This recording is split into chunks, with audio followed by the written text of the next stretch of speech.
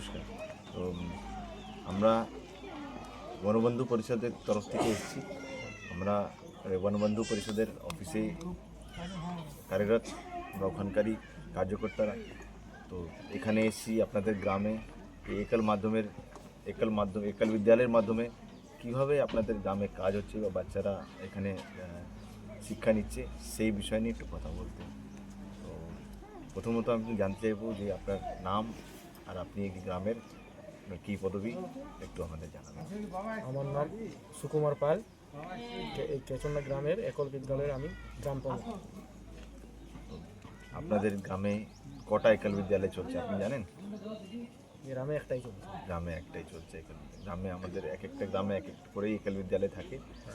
একল বিদ্যালয়ের মাধ্যমে আর কি এখানে কার্যক্রম হচ্ছে?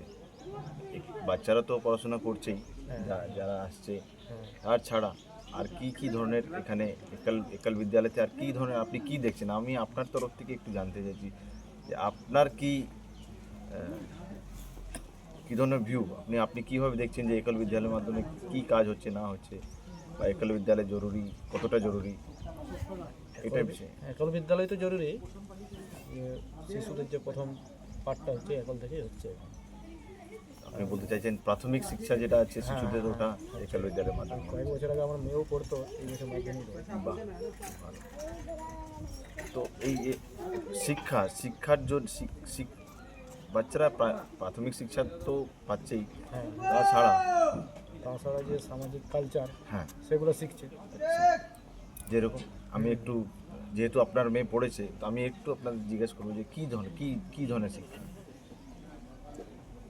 এটা মোটামুটি বুনিয়াদি শিক্ষাই করা যায়। বুনিয়াদি শিক্ষা। হ্যাঁ, সেখানে কি শেখানো হয়?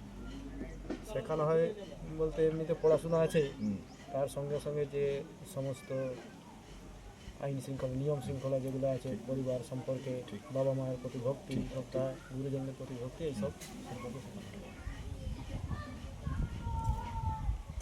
জরুরি। আর শিক্ষার জন্য একল বিদ্যালয়টা প্রত্যেক গ্রামেই জরুরি।